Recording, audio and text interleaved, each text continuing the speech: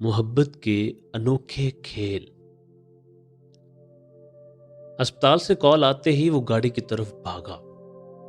چشمے زدن میں اس نے گاڑی سٹارٹ کی اور بیک کر کے بڑی سڑک پر لے آیا۔ ایک لمحے کو اس کے دماغ میں گونجا، وہ ایسا کیوں کر رہا ہے؟ اس خیال کو جھٹک کر اس نے گاڑی کو ٹریفک ہونے کے باوجود شتر بے مہار کی طرح سڑک پر چھوڑ دیا۔ اس جگہ سے اسپتال تک کا کل فاصلہ 15 منٹ کا ہی تھا، لیکن یہ 15 منٹ اس کے لیے قیامت کے دن کے برابر تھے۔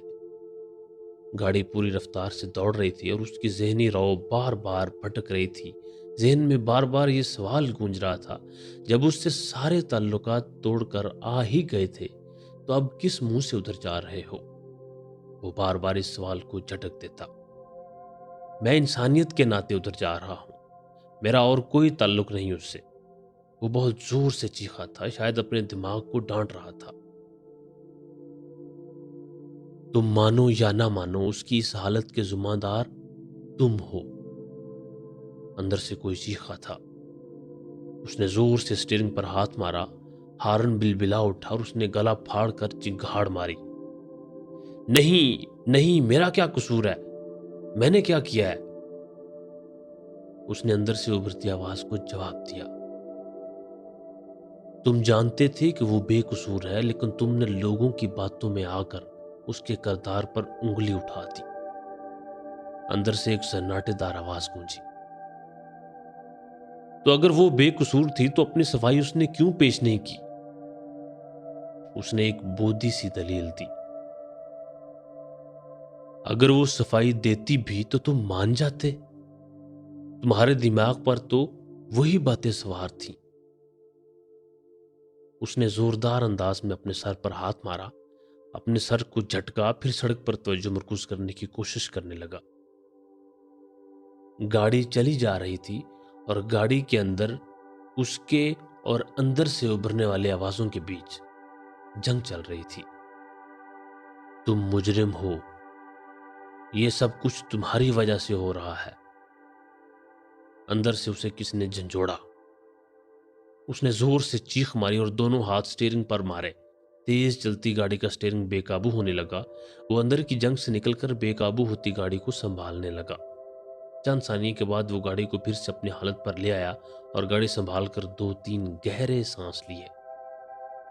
ابھی وہ اپنی حالت کو سنبھال ہی رہا تھا کہ اندر سے پھر کوئی بولنے کے لیے پر تولنے لگا۔ Shut up! Shut up!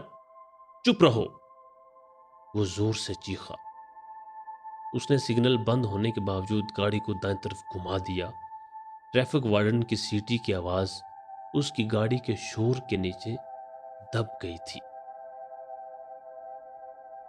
ابھی کل کی ہی بات تھی کہ دنیا فہد اور ہانیہ کو لیلا مجنوں سے تعبیر کرتے تھے۔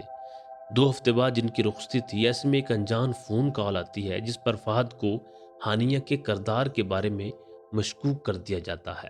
فہد غصے میں سیدھا ہانیہ کے پاس جا کر استفسار کرتا ہے، لیکن ہانیہ کی حیرت ناک خاموشی اس کی منتظر ہوتی ہے، جس کو فہد اپنی دانست میں ہانیہ کا اقرار خیال کرتا ہے اور نہ جانے کیا کچھ ہانیہ کو کہہ کر اپنے گھر آ جاتا ہے۔ اس وقت سے اس کے اندر ایک کشمکش شروع ہو جاتی ہے۔ اس کا ضمیر اس کے سامنے سراپا سوال بن کر کھڑا ہوتا ہے کہ تمہاری محبت محض ایک فون کال کی مار تھی۔ تمہاری یہ پیار کی پینگیں ایک انجانہ دھچکا نہ سہار سکیں اور تم اس پر ناز کرتے تھے۔ وہ بڑی مشکل سے خواب اور دوائیں لے کر سو گیا۔ اگلے دن سو کر اٹھنے کے بعد بھی وہ بجھا بجھا سا ہی تھا۔ فریش ہو کر گاڑی نکالی اور بے مقصد سڑکوں پر گھمانے لگا۔ وہ 1 گھنٹہ سڑکوں پر گھومنے کے بعد گاڑی کھڑی کر کے اترا ہی تھا کہ اس کا موبائل بجنے لگا۔ نمبر دیکھ کر اول تو اس کا دل چاہا کہ نہ اٹھائے، لیکن کسی خیال کے تحت اس نے کال ریسیو کی تو دوسری طرف ہانیہ کی ماں تھی۔ بیٹا فہد، میری بات سنو۔ جی فرمائیں۔ اس نے اس انداز میں کہا گویا ان کی بات سن کر ان پر احسان کر رہا ہو۔